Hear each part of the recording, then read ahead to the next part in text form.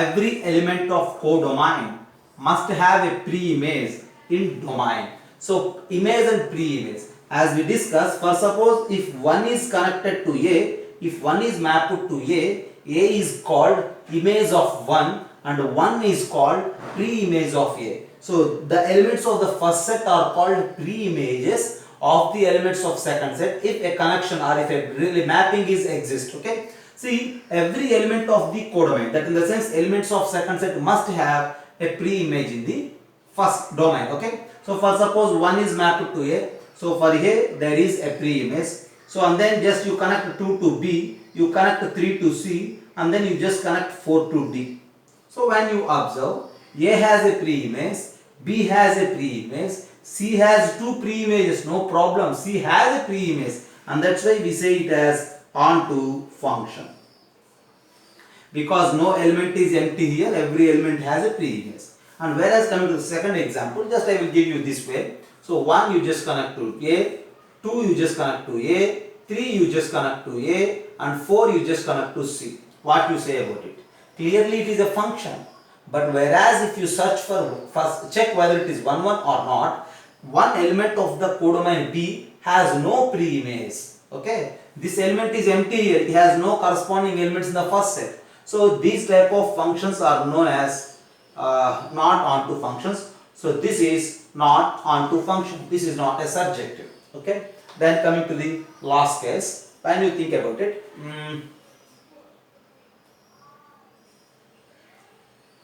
for suppose you just connect 1 to A, okay, 2 to B. What I need to take? For suppose just I will change the example. If I have just 3 elements here, I will just connect 3 to D. What you say about it? Whether it is 1 1 or not? No, we are checking about onto, right? Whether it is onto or not. Okay.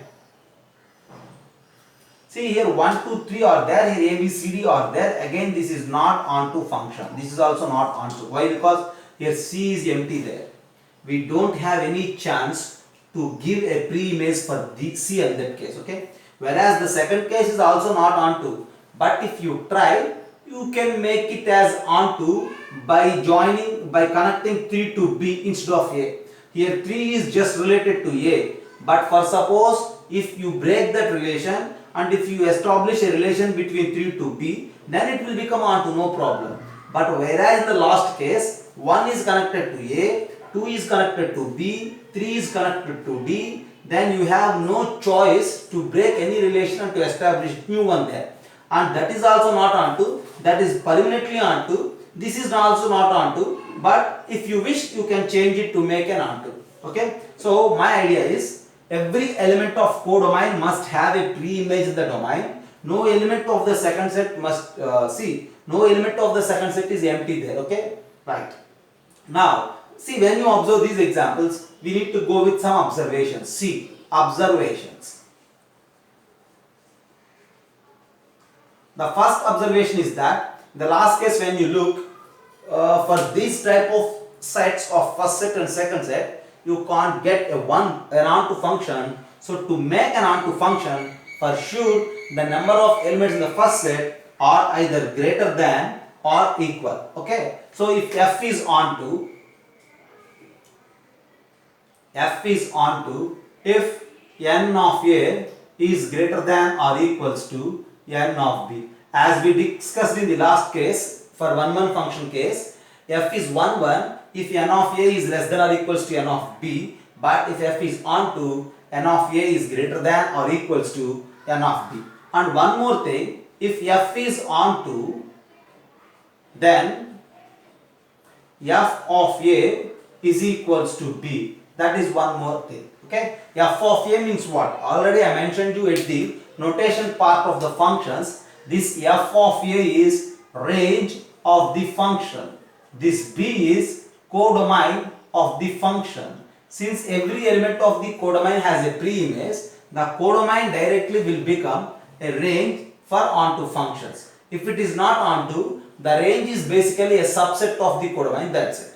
Okay, just have a look. The definition of onto function, some basic examples, and two observations from these examples. Have a look.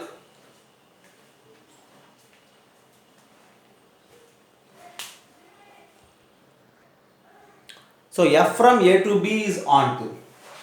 F from A to B is onto in the sense every element of B has a pre-image in A. Okay. So we don't, to check whether it is onto or not, we are going to mention a rule here. Okay. Right. So whenever, if you think about the rule, you need to take an element in the second set. Let some y belongs to the second set. Okay. I have an element in second set. Then there exists some x such that f of x is equals to b. A function కైనా సరే opposite work జరిగే విధంగా ఏదో ఒక x ఉంటుంది. అయితే ఆ x first set లో ఉందో లేదో చెక్ చేయడమే మన part. As a part of procedure first మనం ఏం చేయాలంటే let y belongs to b which is the second set. Then there exists some x such that f of x is equals to b. And with this f of x is equals to b, you just try to find out x value. And if this x value is there in A, then we say it as 1 1 onto. If that x value is not there in A, then we say it as not onto function. That's it. Okay. What's our part? You just take an element of the second set and write the relation f of x is equals to b. From that relation find x value, and if that x is in domain, the given function is onto. If that x is not in domain, then the given function is not onto. That's it. Just have a look. That's the checking rule to decide whether a given function is onto or not. Okay. To check whether f of x is equals to 5x minus 19 is onto or not, we need to think about the domain and codomain. For suppose, just look there. F is a function from natural numbers to real numbers. What I am saying, f is a function from natural numbers to real numbers such that f of x is equals to 5x minus 19. If it is your domain and codomain, and if it is your function, how to check whether it is 1 1 or onto or not? To check whether it is onto or not, the first step, you need to take one element in the codomain. Let y belongs to b or r here. Let y belongs to r, which is codomain of f. You just indicate there. Okay. Y is in the codomain of r. There exists x such that f of x is equals to y. Just look there here. Okay. Just I am taking one x such that f of x is equal to y. That's it. But I don't know whether that x is there in the first set or not. I need to search for it. So f of x is equals to y. F of x is what? 5x minus 19 is equals to y. Since 5x minus 19 is equals to y, x is simply nothing but y plus 19 by 5. Since x is equals to y plus 19 by 5, y is any real value. For any real value, what to say about this x? Whether that x is there in naturals or not, we are not confirmed. Okay, we don't have any confirmation at this step. This x is equals to y plus 19 by 5 is not belongs to natural numbers for all y. This is not natural for all y, and that's why with this particular domain and codomain, this is not onto. Once you observe the procedure what we did, take an element in the codomain, you just write there exists x such that f of x is equals to y, and then try to write x. So check whether that x is there in the domain or not. Since x is not there in the domain for all values of y, so it fails to be onto. For suppose, instead of that particular domain and codomain, if I have a real function, okay, then what to say about it? I will give you once again.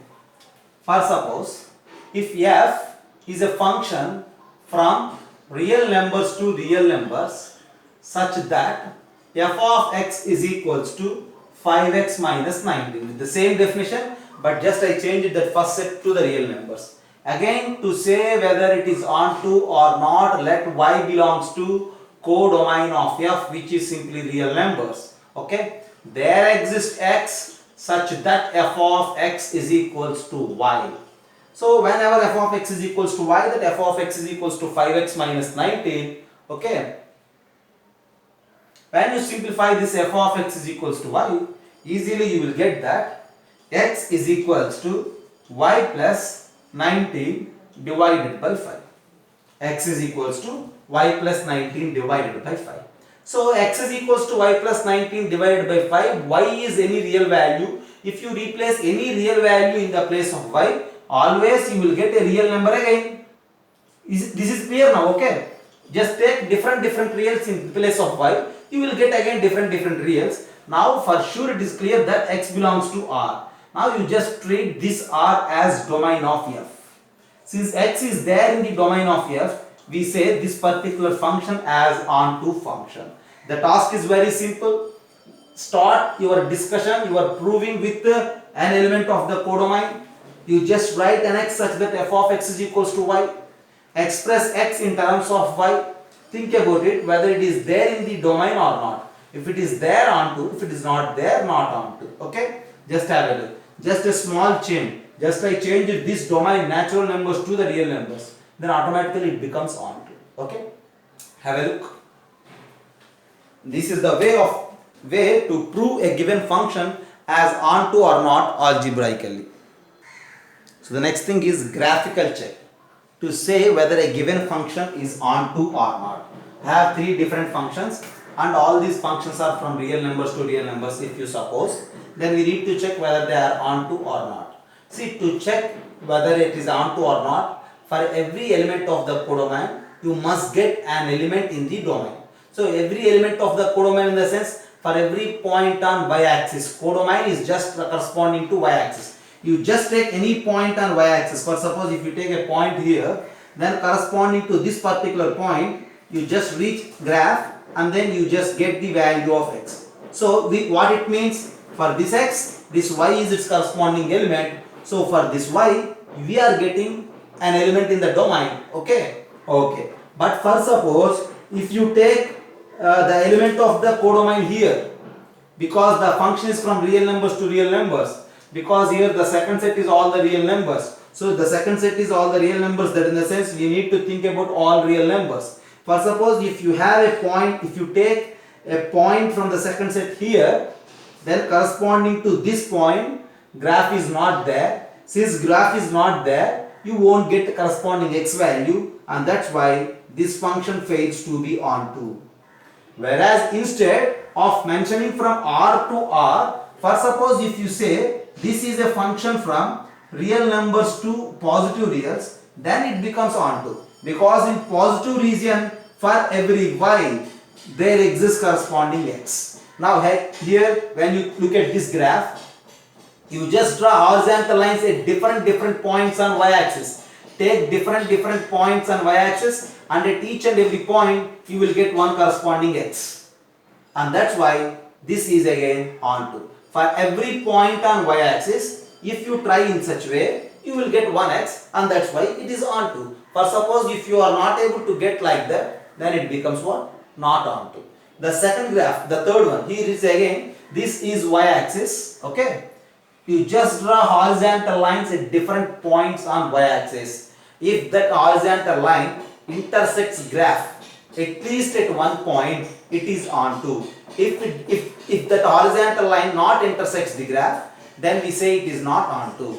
In the first case, see in this region if you draw horizontal line, that line is not intersecting the graph, so we say it as not onto. But in the remaining two cases, if you draw horizontal lines at different points of y-axis, for sure that horizontal line will intersect the graph, and that's why we say these two are as onto functions. Okay, that's it. So graphical check. The last class we discussed about graphical check for 1-1, and here the graphical check for onto. What is the difference between the rules of the graphical check? In 1-1, if you draw a horizontal line, okay, if that horizontal line intersects at exactly one point, we say it as 1-1. We need that horizontal line must intersect at exactly one point. Then only we say it as 1-1. But whereas to check whether it is onto or not, we need at least one point. Okay, it may be 1, it may be 2, it may be 3, no problem. But if you have at least one point, it is onto.